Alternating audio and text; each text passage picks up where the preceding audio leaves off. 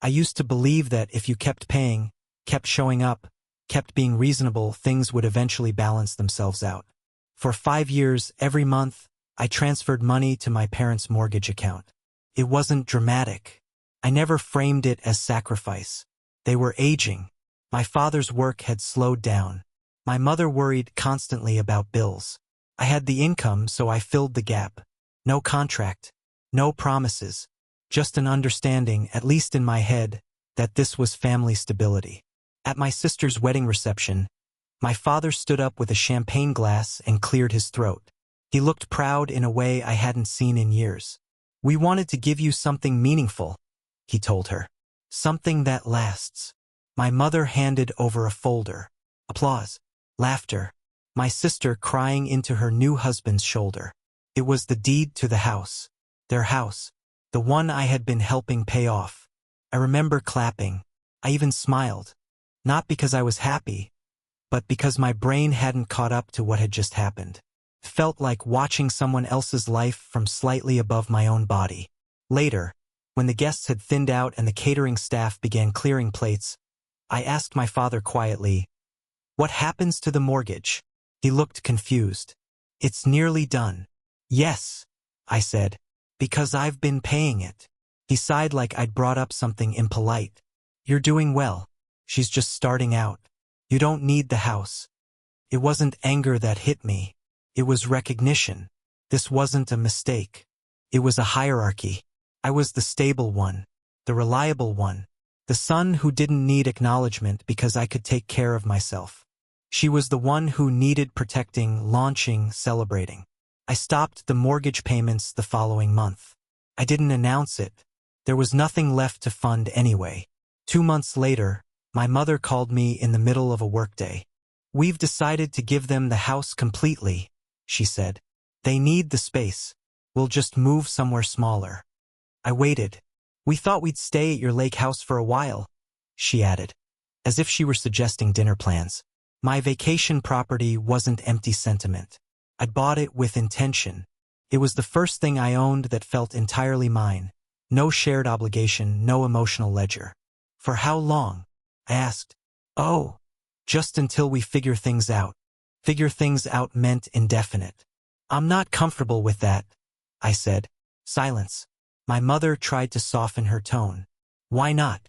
It's sitting there unused." "It isn't unused," I replied. "It's mine." The word mine sounded strange in my mouth. The calls started after that. An aunt, a cousin, my sister crying. The narrative was consistent. I was being dramatic, petty, punishing them. I asked myself those same questions at night. Was I? Or was I just tired of being the safety net that never got acknowledged as fabric? I didn't yell. I didn't threaten. I just repeated the same sentence whenever it came up. "I'm not comfortable with that." 3 weeks passed in brittle quiet. Then the police called me on a Thursday afternoon. "Are you the owner of the property on Lakeview Road?" the officer asked. "Yes. We have 2 individuals here attempting to access the residence. They claim they're your parents and that they have permission to stay." My chest tightened, but my voice stayed even. "They don't have permission." There was a pause. Wind in the background. Car door shutting. "A neighbor reported suspicious activity," he continued. "They were attempting to use a key that didn't work. I had changed the locks after our last conversation. Not out of paranoia, out of clarity. "We need to know how you'd like to proceed," the officer said. "Do you want them removed from the property?" The question was simple, clean, official.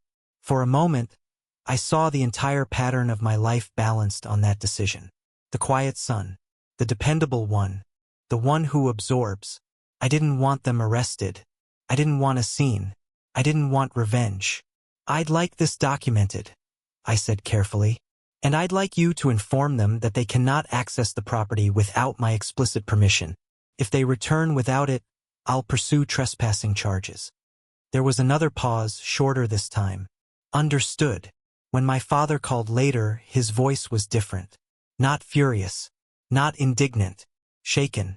"You called the police on us." "I didn't," I said. "A neighbor did. I answered their questions." You could have just let us in. You could have asked before showing up. Silence again. But it wasn't dismissive this time. Felt recalculating. For the first time, the situation was anchored in something external: law, ownership, documentation. Not emotion. Not family mythology. We didn't think you'd actually say no, my mother admitted quietly when she got on the line. That sentence hurt more than the wedding speech. I did say no, I replied. Several times. No one apologized. That would have required a level of self-examination I wasn't sure they were ready for. But something shifted. They rented a small apartment 2 weeks later. No further attempts. No spare key assumptions. Family gatherings became polite, measured.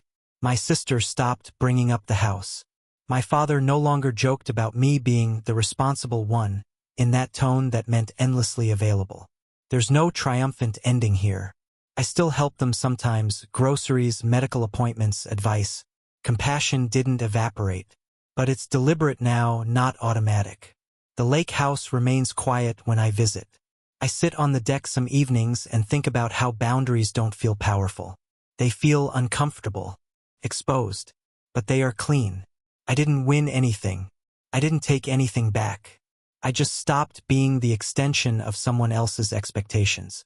And for the first time, when I lock the door behind me, it feels like the lock belongs to me too.